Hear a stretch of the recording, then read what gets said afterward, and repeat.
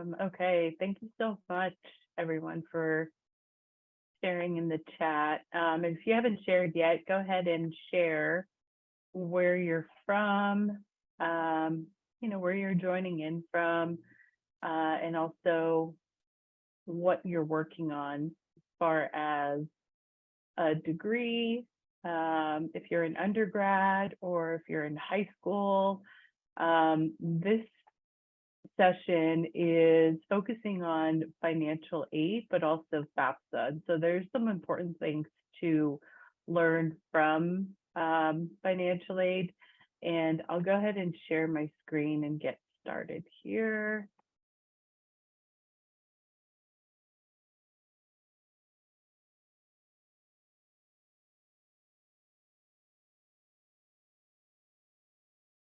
All right, perfect.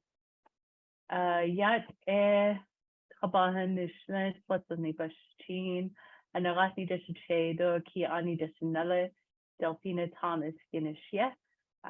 So my name is Delphina and I work with the American Indian College Fund as a program officer for TCU Capacity for Student Success. So basically working with tribal colleges on their capacity for basically building programs, building retention and enrollment and all of these aspects that kind of make a college, work essentially. So yeah, one of the things that I have a strong passion for is financial aid and FAFSA. And so a bit of my background. So when I was 17, I actually had to fill out the FAFSA by myself. And so that was a very new experience for me. I'd never filled out the FAFSA before. Obviously, I had 3 older siblings who were already just out of the house and working. And so they didn't provide me with FAFSA experience. My mom and dad didn't have that experience either. And so needless to say, I was a first generation student who actually had low income as well. I got my undergrad from Brown University in Providence, Rhode Island. And that was, so Brown is a private college. I got my master's degree from Arizona State University here in Phoenix, Arizona. So I guess I should be, I'm currently residing in Phoenix, Arizona, in Optum land. And so I got my master's at ASU and working my PhD at ASU as well. I literally had no idea what financial aid was or what any of these terms meant until I started working at the Maricopa Community College call center, and I had to learn right away what everything meant. And then I also worked for Wells Fargo in their student loan department, which was a painful experience because a lot of the students who took out student loans had trouble, one, paying them back because they were private loans, and so they had a higher interest rate. And then I became a financial aid counselor at Arizona State University while I was working on my master's program. And I'll talk a little bit about that as well, as far as like funding programs. And then I also worked at South Mountain Community College part-time while I was teaching at ASU in the PhD program. And so while I was teaching at ASU, I had a part-time position with South Mountain because being a teaching associate at ASU wasn't paying enough. And so, yeah, I had to pick up a part-time job and currently work here at the American Indian College Fund. So we're based out of Denver, but I work remote and absolutely love what I do while still working full-time and working on my PhD. I actually took a break. So now I'm back into the program here in the fall.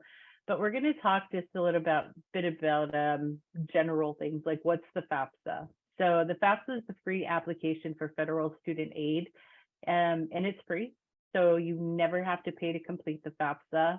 Everyone should be completing the FAFSA regardless of what your parents' income is, because if you don't qualify for the federal Pell Grant, which is free money, you actually might qualify for money from your school.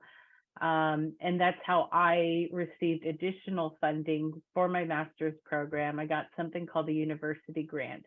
And because I was filling out the FAFSA based on my own income, unmarried and no children, I actually didn't qualify for, I qualified for the unsubsidized loan, but I don't like student loans. So I received the university grant from my college. And so I wasn't expecting that. I honestly didn't know how I was going to pay for my master's program. That grant came through and I was able to use that funding. So why should you fill out the, So when you're filling out the FAFSA, you want to make sure that you're filling it out as soon as it's available. Because sometimes funding is given on a first come, first served basis. So the earlier you fill out the FAFSA, the more likely you're going to get the funding that's available for those students who are filling out their FAFSA right away. So with the FAFSA, you should always visit the government website, never.com, .org, or .net. I've heard some horror stories about students who've actually gone to some of those .org, .net websites, and they generally have to pay to complete it. But again, you shouldn't have to pay to complete your FAFSA. As far as FAFSA itself, what you'll need is parent email address and FSA ID to sign electronically, and then your parents' you and your parents' social security numbers. If you have an alien registration number, you'll need that as well if you're not a U.S. citizen. You and your parents' federal income taxes and W-2s and other records of money earned. And if you or your parents don't know what that means, don't worry about it as far as the other records of money earned. You also might be able to use something called the IRS data retrieval tool, which will make it so much easier to complete the FAFSA. Your parents' date of birth, date of your parents' marital status. So if they were married, you'll have to get the year and the month that they were married. Divorced, same thing, separated, or if they got remarried. So you'll need that information as well. And then also records of untaxed income, and again, records of investment. If your parents don't have those things, you don't have to worry about that. So with the FSA ID, it actually allows you and your parents to sign the FAFSA electronically, and it works as a legal signature on the FAFSA. So your parents and students parents and students need to complete the FAFSA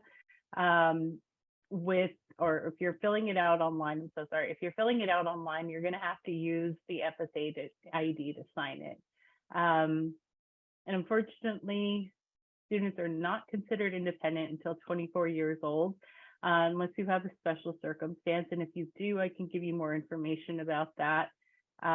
Special circumstance might be if you've been in foster care since you've been the age of 13, if you have legal guardianship from someone other than your parents, homelessness. So some of those things are called special circumstances, and those are separate processes. And then you're also going to need this FSA ID until you are 24 years old, and your parents going to need it as well, or if you graduated with your bachelor's. Your FSA ID is connected to personal information, so you want to make sure that you keep it in a safe space. Again, some of the things you'll need are similar to what you'll need on the FAFSA as well. And as far as the website to get an FSA ID, it used to be a much shorter place to get your FSA ID, but now it's just the longest website ever. So I'll put that in the chat here in a bit. And then you want to make sure that with your FSA ID, if you move or you get a new phone number or a different email address, you want to update the FSA ID with this information. Otherwise, you're not going to be able to access it with old information. And then I just wanted to include some of the myths that FAFSA that I've heard over the years. So my parents make too much. So fill out the FAFSA. Like I said, even if you're a master's student or a PhD student, you still need to be filling out the FAFSA, because if you don't, one, if you're a PhD student or you're a master's student, you're going to only qualify for the unsubsidized loan, but you might get a surprise like I did by filling out the FAFSA and receiving the university grant. I believe my grant funding was about $5,000 per semester. And so a majority of that went to my tuition, but then whatever didn't go to my tuition went directly back to me.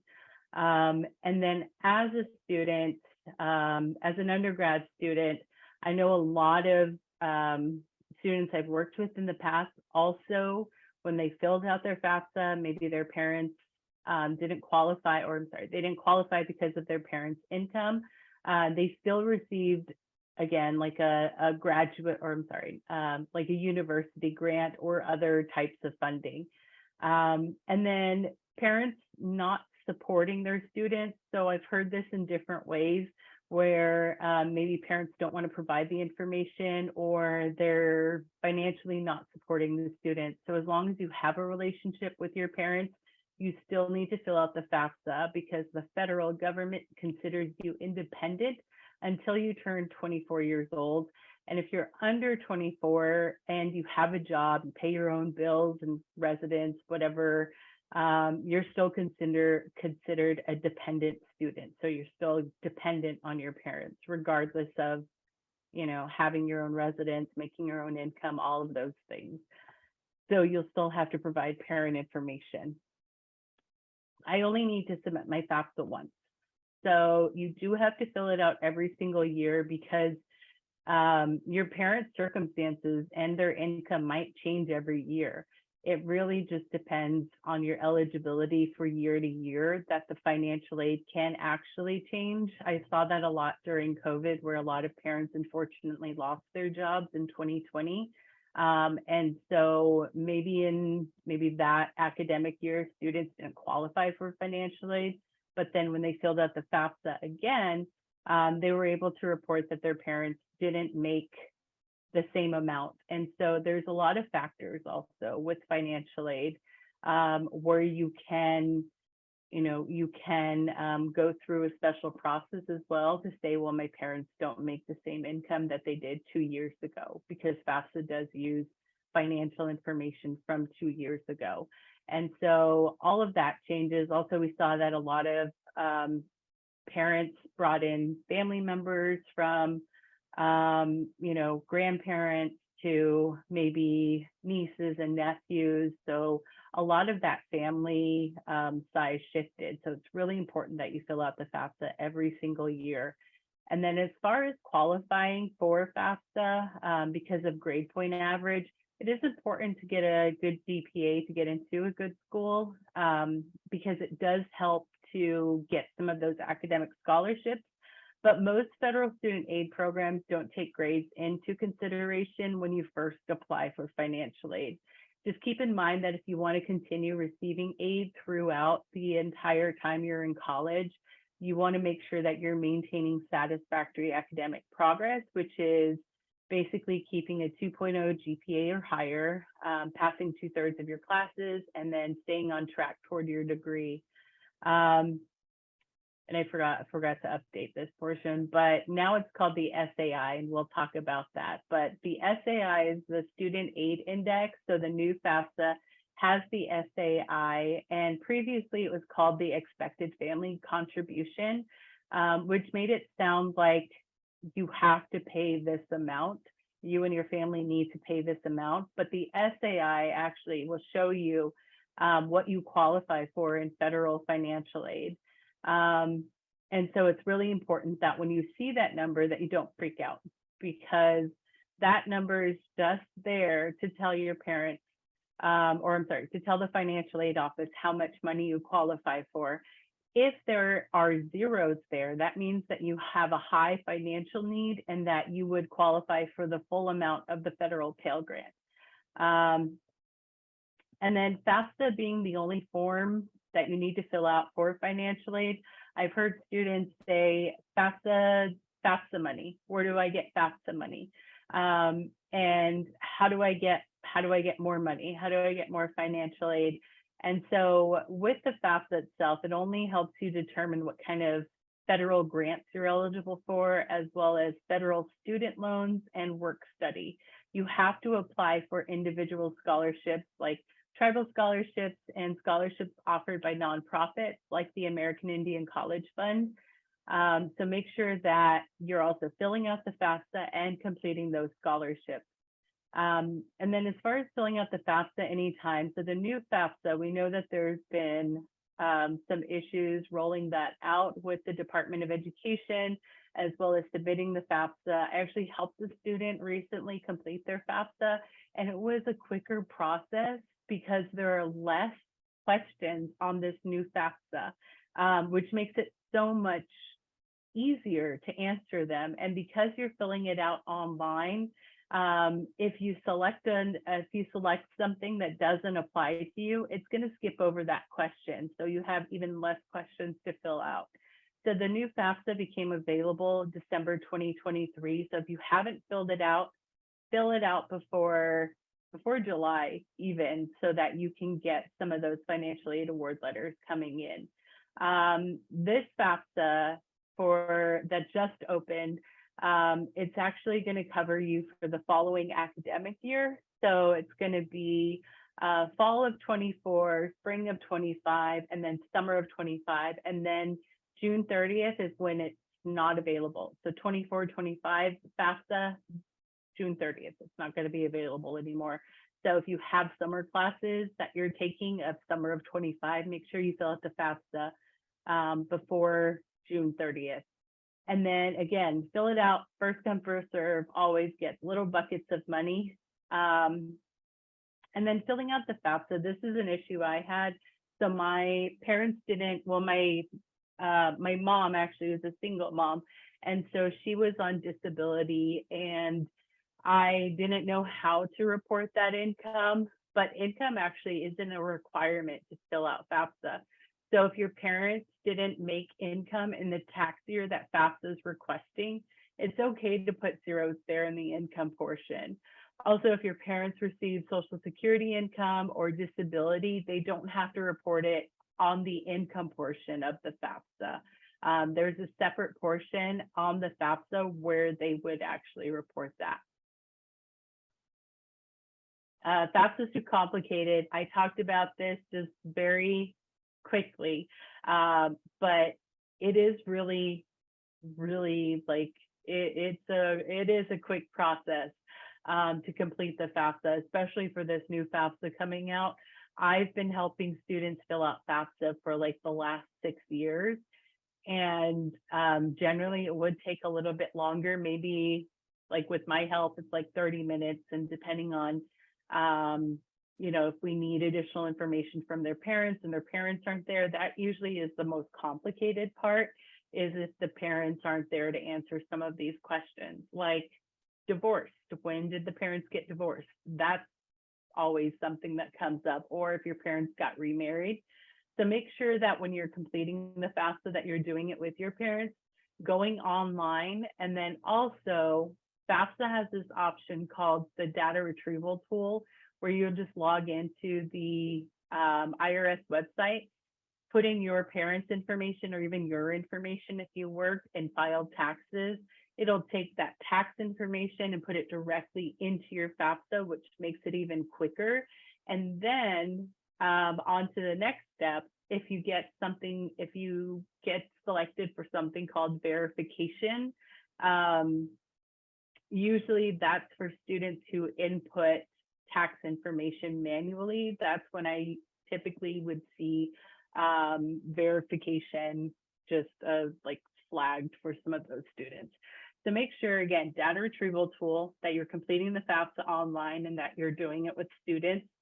So generally, when you complete your FAFSA, you'll be done if you take those steps.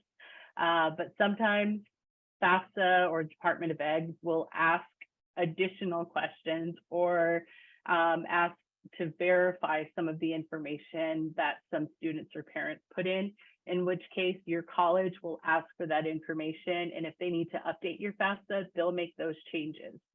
As far as financial aid awards, I know that right now with FAFSA being a little bit delayed, that comparing financial aid awards isn't happening as quickly or as early in the year, but it is really important to compare your financial aid awards to see what your schools are offering. So make sure that when you get your financial aid award letters that you're looking, because you want to graduate with little to no debt. And then when you're looking at these financial aid awards, look beyond tuition and see what other fees are there. There's a difference between free money, like grants and scholarships, and student loans. Because when you see your financial aid award letters, it's going to include everything. It's going to say Pell Grant, it's going to say student loans, it'll say university grant, and they always include that in all your financial aid award packages. So make sure that you understand some of those things. And then as far as terms, I forgot to update that again, but it's Student Aid Index. So that's going to be a new term that you're going to see with FAFSA and your financial aid award letters. Is previously again called the EFC, or the estimated expected family contribution, but the Student Aid Index provides, again, financial aid offices with that number to determine how much aid you're eligible for. You don't have to calculate that. All of that gets calculated with FAFSA. And then there's a formula that FAFSA uses. And in that formula, they look at your parents' taxed and untaxed income, as well as assets, benefits, and family size. And so when you're looking at your financial aid award letters, all of these things, you want to make sure you know when you see SAI, Student Aid Index, that you know that the financial aid office is using this number to figure out how much money you're eligible for, and that this number, along with your cost of attendance, determines your need. So with cost of attendance, that's basically how much it's going to cost you to go to school. And those amounts vary depending on the school itself. So they could be in-state, out-of-state, if you live off campus, on campus, meal plans, all of those things. It also includes tuition fees, room and board, living expenses, and all types of things, right? And so this is kind of just an estimate, again, the estimated cost of attendance for attending 3 different institutions. So like a private university, that's going to be, some really depends, like I believe, let me think about, I think like Grand Canyon University at once was like a private university. I don't know if they still are, but then this also includes Ivy League colleges like Harvard, Brown, Yale, all of those colleges, right? And so the tuition is going to be much higher, along with room and board, because you're practically going to be moving to the state. And that's what happened to me. I had to go, I mean, I have to go.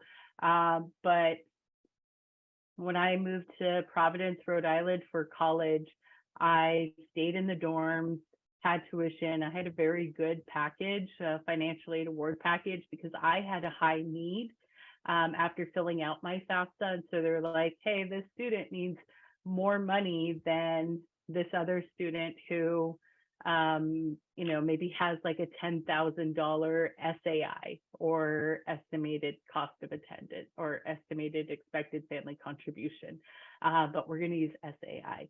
And so I had a higher need, and I graduated with about $35,000 of student loans.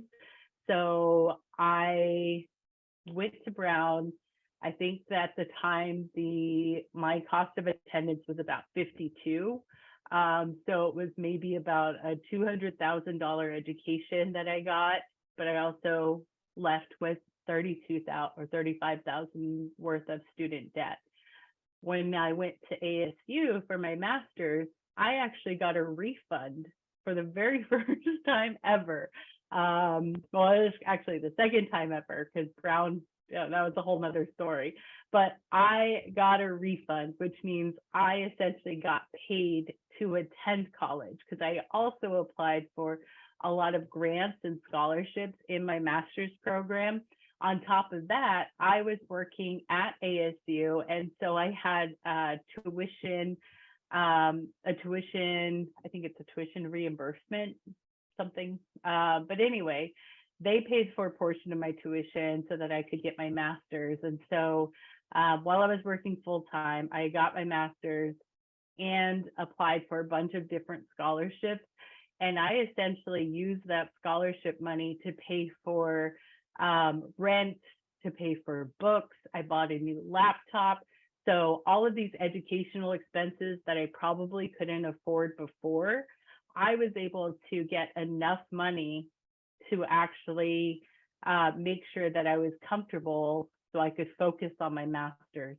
In my PhD program, I was fully funded, which basically means the ASU paid for my tuition, my health insurance, and then provided me with a stipend. And that's when I was teaching at ASU as a teaching associate.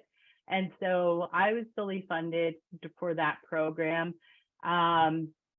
But when I think about undergrad, I really, honestly, the more that I learn about tribal colleges and the more that I visit tribal colleges, I wish that I'd gone to a tribal college, because one, tuition is lower, and especially now they're offering so many benefits as far as maybe like a reduced tuition cost or reduced credit or even free tuition. And so it's really important to look at these things when you're considering colleges.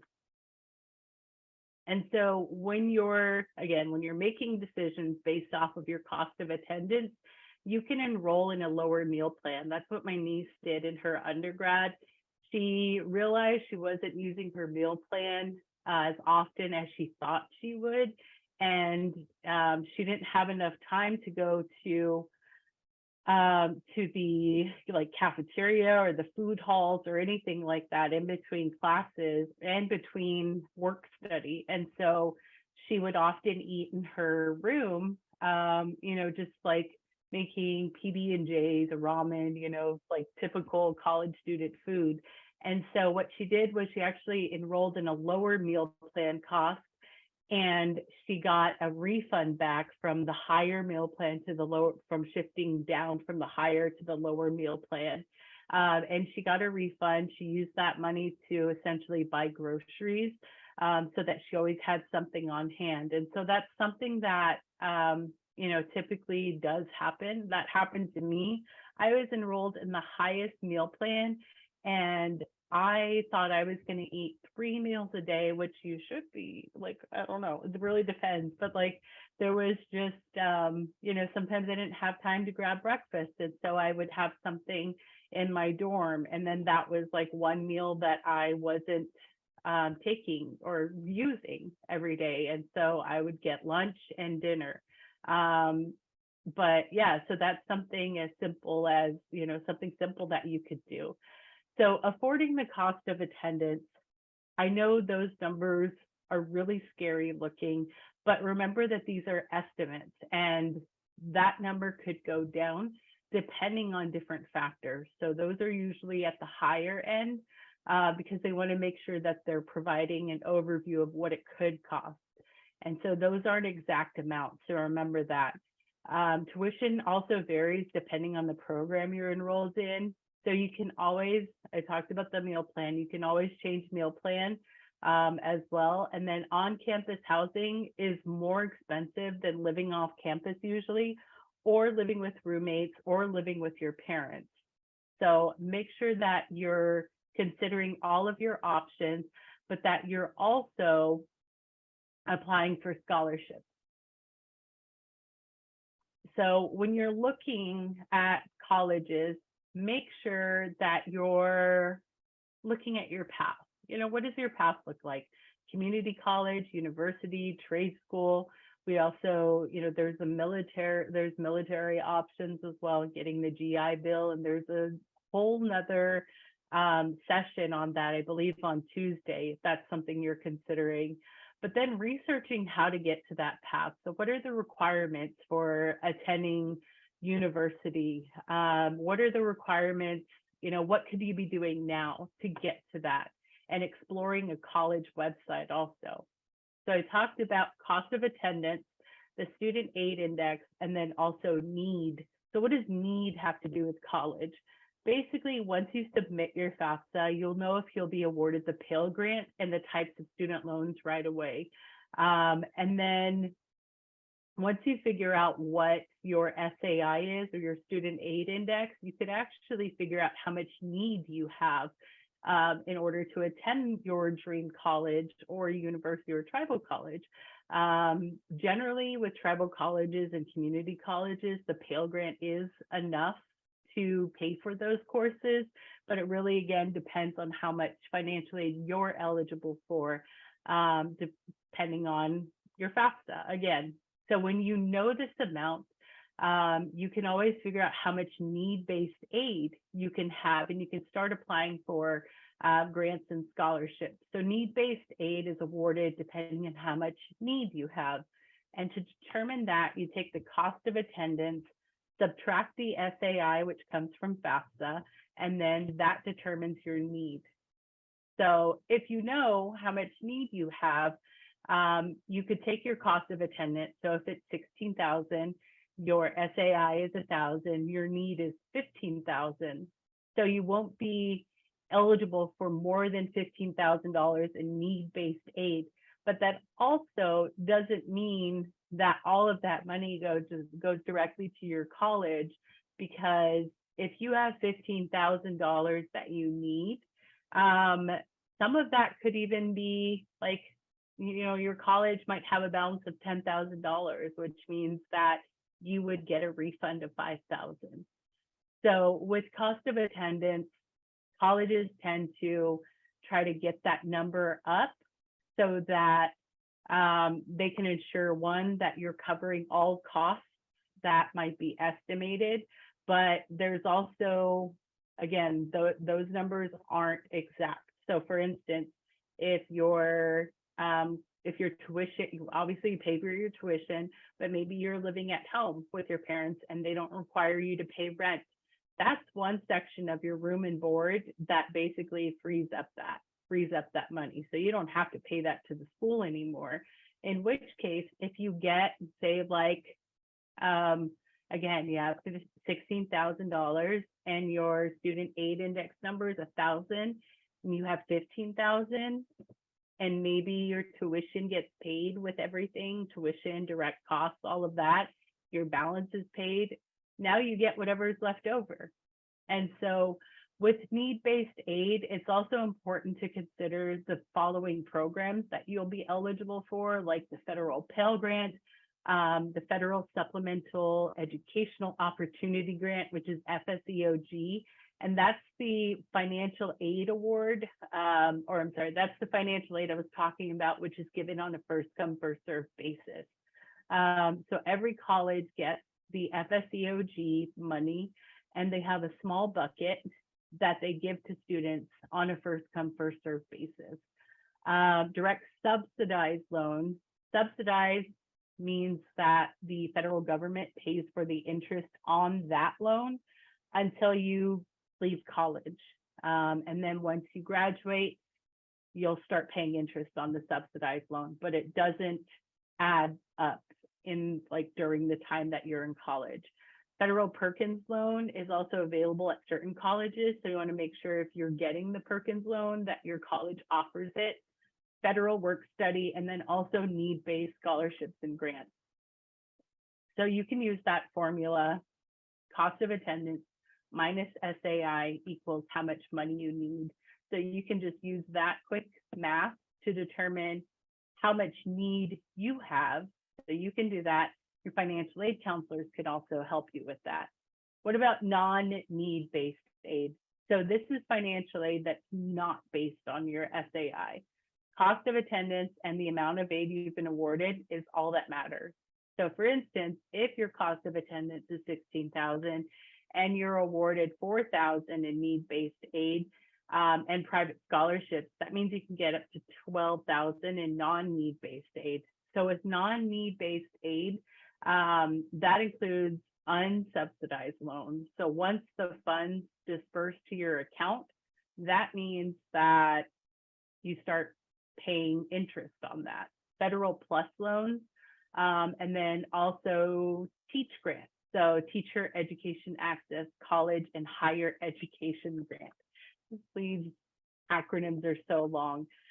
So when you are thinking about scholarships and grants, you know, everyone should be applying for them, regardless of anything, honestly, because oftentimes students who apply for scholarships will only fill out the demographic portion of the application and then not do the rest. I found that some students will submit or will forget to submit all required documentation to be considered for some of those scholarships, or maybe if they needed a reference for a scholarship, that their reference, sometimes I don't see it often, but maybe there's an opportunity where their reference maybe didn't hit the deadline, or students will try to find a reference at the last minute and they're unable to. Organizations also create wait lists, so you may be next in line for that scholarship. So even if you don't get it the very first time, if a student drops out or says, I'm taking a break this semester or next year, you could be that person who gets that scholarship. So what scholarships should you apply for? Look at what scholarships you're eligible for. Apply for those that you know you're eligible for, and some that you might be on the fence about, because there are ways that you can maneuver your application to fit what that scholarship is looking for, and apply for all scholarships that are offered by private and nonprofit organizations, and check out your scholarship, your school scholarship portal. So for ASU specifically, they have scholarships specifically for ASU students and only ASU students. And you get in with your student information system. So like your username and password assigned to you by the school. Apply for all of the scholarships. Start looking now. Most scholarship portals open this winter and then end in the spring semester. Specifically, the American Indian College Fund, we do have scholarships available right now. And our scholarship closes on May 31st. So keep that in mind, that all these deadlines are approaching very quickly. Some scholarships have hard deadlines, and then some have rolling deadlines where you can apply year round.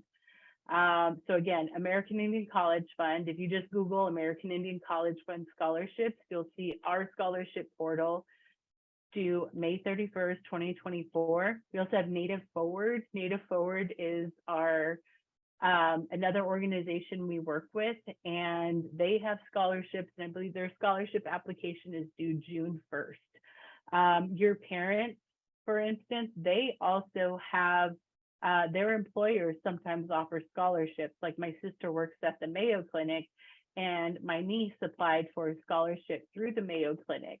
And a lot of students don't know this. There's also scholarships with different organizations that your parents work for, and corporations that they work for, where they will offer scholarships.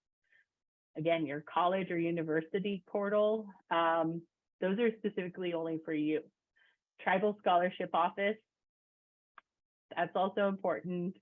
And so when you're looking for scholarships, keep in mind that I've looked at a bajillion different scholarships. I've been on different scholarship review like teams. And so when I look for scholarships, one of the things that I always look for is for the student to say that they want to graduate debt-free, because that's so important, especially now with all the student loans, that they don't want student loans, they want to graduate debt-free, and then also ensure that college is paid for and that you can focus on your studies. So then also extra money to pay for educational related expenses, and then not stressing about how you're going to pay for your education. And so some of the ways that you can do that also is with grants. So with grants, they don't have to be repaid unless you withdraw from class or you don't finish the course, like the Pell Grant. It really depends on the situation, but if you want to ensure that you're not going to owe money for a grant, contact the financial aid office before you withdraw from a course, or see what will happen if you do withdraw. As far as the federal Pell Grant, that grant, again, it's free money, and they're only awarded to undergrad students who display, the financial need and that don't have a bachelor's degree already or are working on a graduate or professional degree. So graduate students don't qualify for that.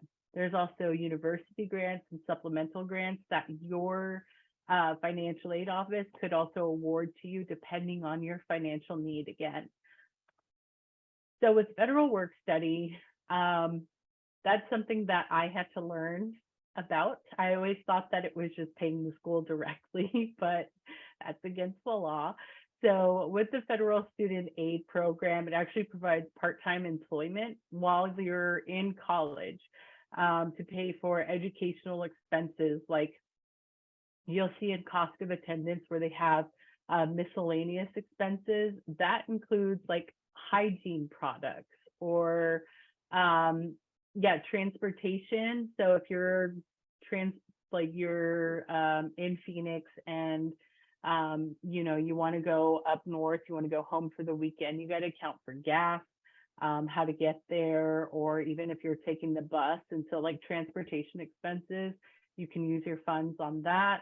And so when you're working with the federal work study program, you get paid directly for the hours that you've worked, but it can't exceed the total amount that the school awarded you. So for instance, if they award you $3,000 for the semester, you can't go over that amount. And then for the jobs itself, they vary by school. So you'll have to go through the process of applying for the job, going through an interview, just like a regular job, and then, getting the job and working the hours. So when you're working or when you're completing the FAFSA, you want to make sure that if you are interested in work study, that you indicate on the FAFSA, yes, I'm interested in federal work study. Student loans are another part of this process. And so the direct loan program actually started by the federal government or the U.S. Department of Education. It's called the William D. Ford Federal Direct Loan, but it's just direct loan. And so with the program, the U.S. Department of Education is your lender, essentially. And so there's the direct subsidized loan. They're for undergraduate students who demonstrate financial need. And again, subsidized loans, the federal government pays for the interest on those loans. Unsubsidized loans are for undergraduate, graduate, and professional students. So when I fill out the FAFSA as a PhD student, I'm only eligible for unsubsidized loans, but it's not, eligibility isn't based on financial need. And so you could also receive those funds. And then there's also the Direct Plus loans that are for graduate and professional students. So this is kind of like the last resort loan. And determining if you need to take out a student loan. So possibly, but you should make that financial decision after receiving your award letter from your college or university. So if you're attending a community college or a tribal college and you qualify for the federal Pell Grant, most likely you don't need to take out a student loan because Pell Grant usually will cover most of the tuition, if not all, and then you might even receive a refund. But if you're attending university, so like a state college or a private university, you should definitely apply for as many scholarships as possible to cover those expenses. It's totally up to you on what you decide, but remember that when you're receiving these student loans, that you don't have to accept the full amount that's offered to you. You can always change the amount and say, I only need X amount to cover my expenses for this, because they're going to offer you the full amount that you're eligible for, and you don't have to take it. You can also contact the financial aid office and say, hey, I only want to take out $100, whatever that looks like. And so make sure that you keep that in mind when considering student loans. Oh, let's see. Does anyone have any questions? So that's the end of that. And you can unmute yourself if you'd like as well.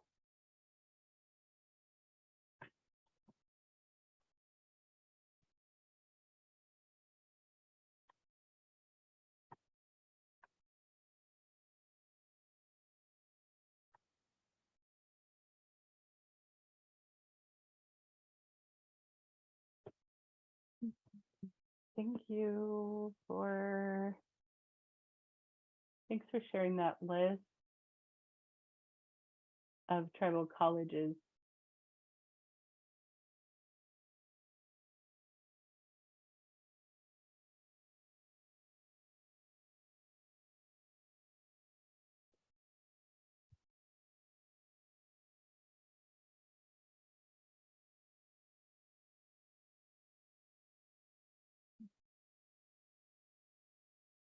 Oh, that's a that's a very very loaded question.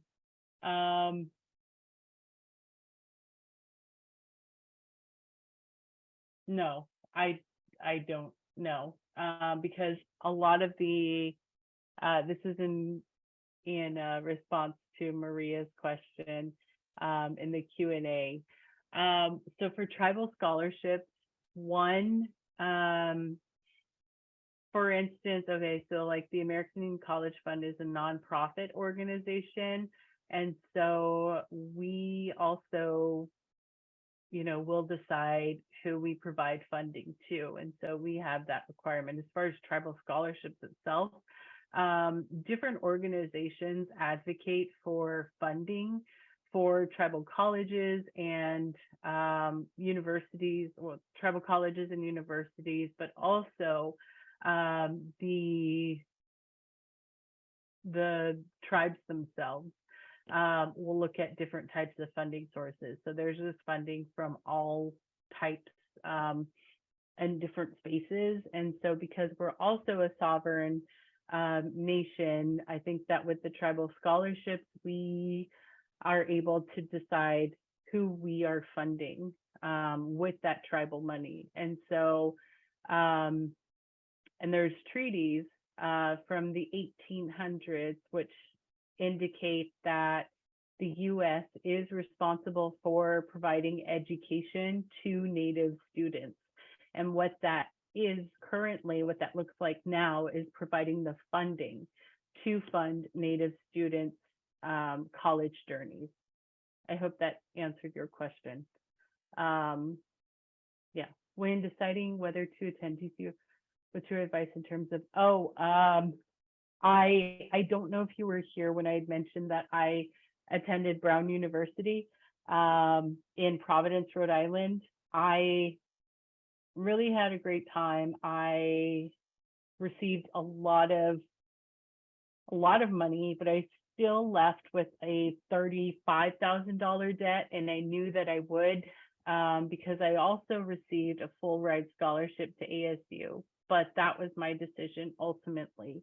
And so when I talk to students, it really depends on what your journey is. So attending a TCU, you could do that to get, oh yeah, okay, sorry, it's running over time. I mean, it's up to you. So attending a TCU, generally you'll get like the funding to attend the TCU. Either you won't have to pay out of pocket, or you'll get lots of support as far as like tuition reduction or whatever that looks like. So, I mean, it's completely up to you. And if that TCU offers what you need, or you could attend a TCU for your general ed credits and then transfer to a mainstream university. And it really does depend. So for me, yes, it was worth the investment to pay the $35,000 in student loan, to have the student loan debt. But if I had the chance to do it again, I probably would have attended a TCU for general ed credit or a community college and then transfer to university. But at the same time, I think I did it okay in the first go around. So yeah, those are really good questions, Chad. And sorry, it looks like I'm getting a overtime notification, but here you go.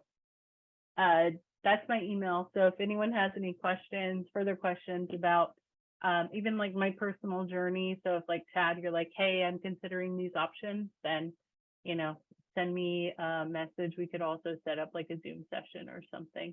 Happy to answer any questions, especially if you have students who are considering these things. I think Michaela was wanting to bring more information to her students. So yeah, feel free to send me an email if you have additional questions. But I appreciate you all being here. Thank you so much for listening and engaging. Have a great rest of your Sunday. Have a good one. Thank you.